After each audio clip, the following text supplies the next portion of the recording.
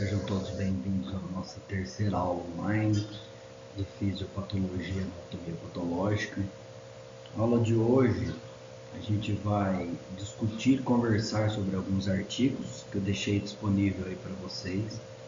Então, quero primeiro, antes de mais nada, agradecer a presença de vocês e dizer que nós estamos disponíveis lá no Zoom para poder tirar as devidas dúvidas, mas é muito importante, já cito aqui, é muito importante a participação de vocês com relação a estudar os artigos que eu deixei disponível, ou até outros que queiram observar, e é muito importante que vocês façam essa tarefa assim como todas as outras. Então eu quero deixar bem claro a responsabilidade de vocês nessa tarefa, nessa terceira aula, e baseado em tudo aquilo que a gente já viu, já observou, inclusive nos conceitos, nas principais nomenclaturas. É de suma importância que vocês estudem isso para a partir daí a gente possa dar continuidade aos nossos estudos, ok? Pessoal, a atividade de hoje então, ela vai ser feita por vocês dentro da disciplina do Fisiopato e vai ser disponibilizada também para vocês aqui no Classroom. E como eu disse, é importante que vocês realizem essa atividade.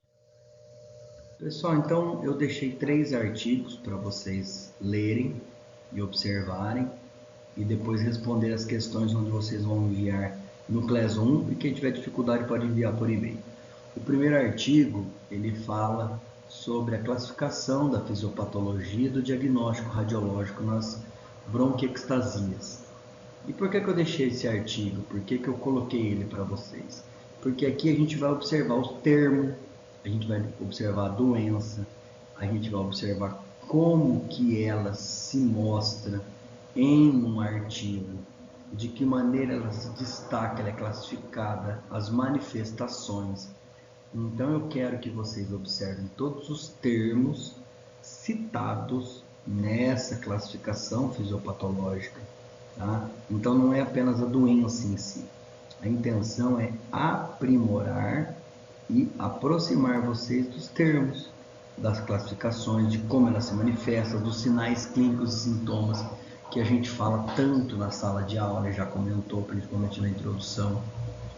Então, quando a gente fala em artigo, quando a gente classifica uma doença, por exemplo, relacionando ela com um diagnóstico, aqui no caso radiológico, é importante, a gente vai associar ela a algumas doenças hereditárias, a gente vai associá-la junto com outras doenças, junto com algumas características patológicas também, tá? Não só patogênicas. Então são esses estados clínicos que eu quero que vocês relacionem e observem. Então é muito importante, primeiro, que vocês leiam esse artigo e relacionem com as informações dadas em sala de aula.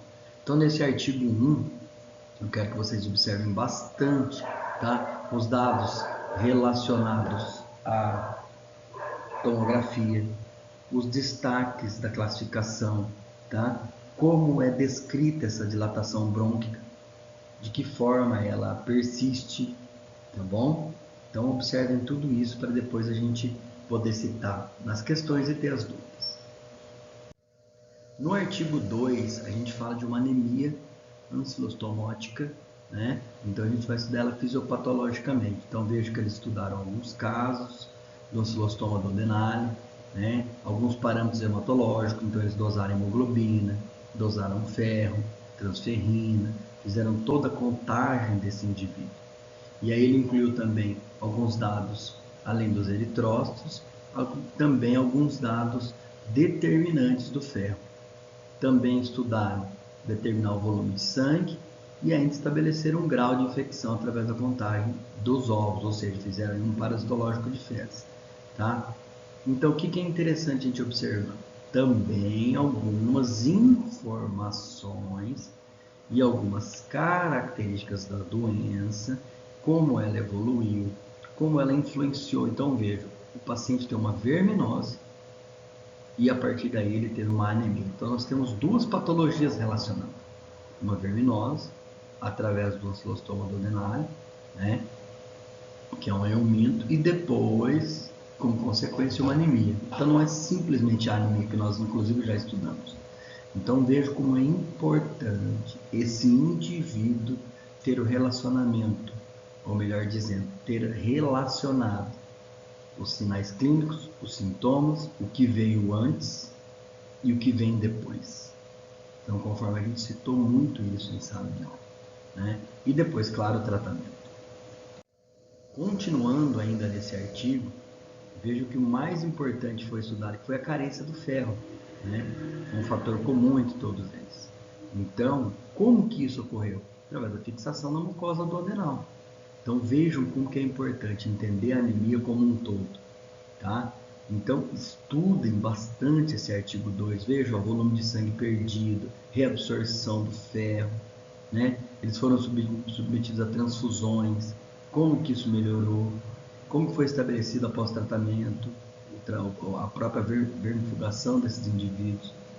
Então vejo como é importante nós relacionarmos a doença como um todo, entender de onde ela teve início, quais as consequências, quais as características secundárias, terciárias dessa patologia, quais as patologias que se relacionam com ela. Então, quando eu falo fisiopatologicamente, eu preciso entender isso. Imaginem que eu pego esse indivíduo com anemia e simplesmente fico fazendo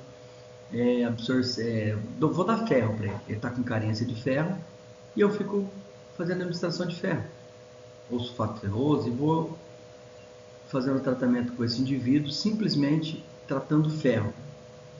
E ele vai ficar numa constante administração de ferro, porque o problema dele não é a falta de ferro, e sim um verme que está, neste momento, sugando, machucando, sugando esse sangue do hospedeiro. E essa esfoliação também vai provocando essa anemia. Então é isso que eu quero que vocês entendam nesse artigo, que de forma muito importante e predominante faz com que esse indivíduo tenha uma anemia, e essa carência pode com o tempo se tornar severa. No terceiro artigo, a gente tem algumas doenças genéticas que nós inclusive já observamos, com sobrecarga de ferro. Então aqui de novo a gente fala do ferro, por isso que eu relacionei. Então veja como é importante, ó. Aqui a gente tem uma hemocromatose hereditária, tá? Que se associa a uma doença genética. Então vamos estudar e vamos entender o que foi feito.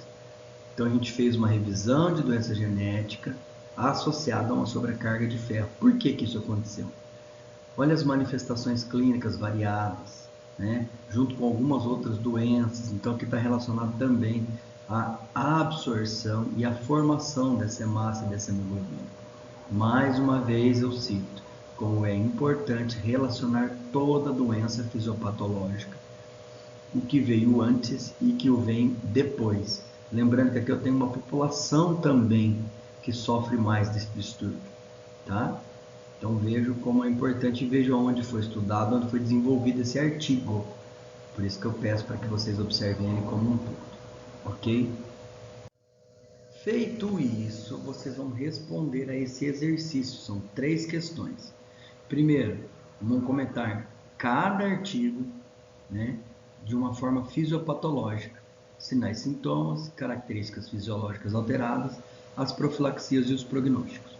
Vamos fazer a relação entre as patologias citadas nos 3 artigos e escrever 2 funções dos órgãos citados, quando estão em seu funcionamento fisiológico normal. Quais os órgãos foram afetados nessa terceira questão, nos 3 artigos? Quando eles estão em funcionamento normal, o que ocorre? Então vocês vão responder isso. Vocês podem fazer em até 6 pessoas e postar no Classroom até segunda-feira que vem. De preferência, se reúnam pelo próprio Zoom, né? Vocês também podem iniciar uma reunião e o horário de aula pode e deve ser usado para isso. Então a aula hoje acabando, vocês não tendo nenhuma dúvida, ou mesmo que tiver também vou estar à disposição, vocês podem chamar, mas é importante que vocês usem esse horário para isso, tá? É importante que vocês se organizem para isso. Eu também quero que vocês assistam esse vídeo e comentem no trabalho que vocês estão fazendo, nos exercícios, ok? Assistam esse vídeo, só copiar o link, assistir e comentar fisiopatologicamente o que ocorreu. Pessoal, essa tarefa deve ser enviada, tá? Até segunda que vem, dia 20, né? Na parte da manhã. Pode ser realizada em até 6 alunos e cada grupo pode postar apenas uma vez. Não necessita todos os alunos postarem, ou mesmo quem tiver dificuldade pode mandar no meu e-mail. Tá? Qualquer dúvida eu estou à disposição e bons estudos. Quero lembrar aqui muito da responsabilidade de vocês. Quero deixar bem clara a responsabilidade de vocês com relação a essas tarefas, tá? Que é primordial para que quando a gente retorne ao presencial, vocês tenham a revisão e não somente a aula. Tá? Por quê? Porque vocês devem estudar esses assuntos previamente para que possam absorver mais no momento presencial que a gente estiver junto. Tá? Mais uma vez, obrigado, uma boa semana e estou à disposição. Um abraço.